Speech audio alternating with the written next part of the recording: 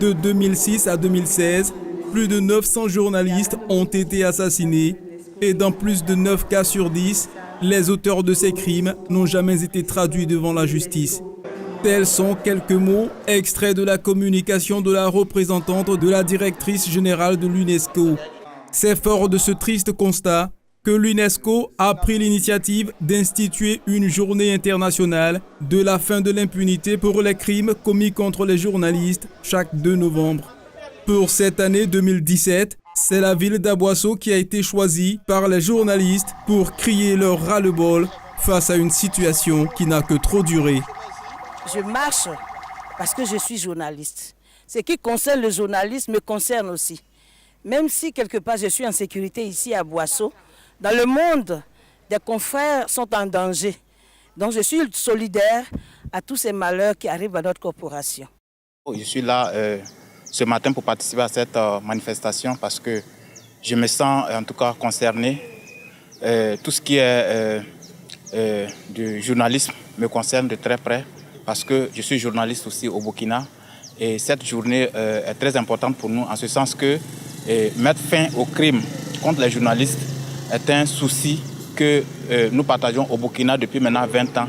Le soutien des autorités de la ville n'a pas fait défaut avec la présence effective du maire de la commune d'Aboasso, M. Mamadou Kano, des représentants du président du conseil régional du Sud Komoué et du préfet de région, préfet du département d'Aboasso.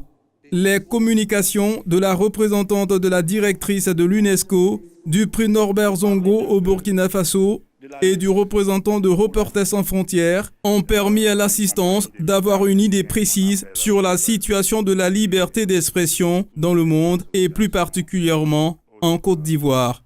Le ministre Koné Bruno, ministre de la Communication, de l'Économie numérique et de la Poste, président de la cérémonie, a livré un message par la voix de son représentant.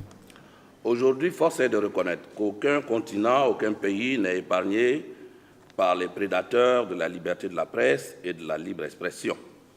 Partout, les éveilleurs de conscience, que sont les journalistes, sont pris pour cible, harcelés entre terrorisme, conflits armés et crise post-électorale, pris en tenaille entre agression et censure.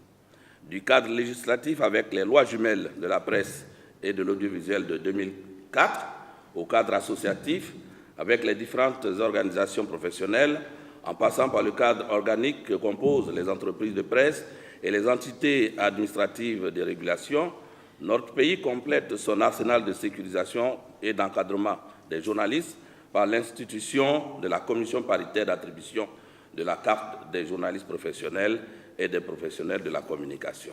Le chemin, vous le rappeliez tantôt, est encore long et la Côte d'Ivoire n'entend pas se contenter de la 81e place. Je prends donc l'engagement avec vous, au nom du gouvernement, en cette journée internationale de l'impunité pour les crimes commis contre les journalistes, de poursuivre et d'accentuer les efforts pour que l'exercice du journalisme en Côte d'Ivoire soit sans risque et que d'aventure ici crime il y a, il ne demeure pas impuni.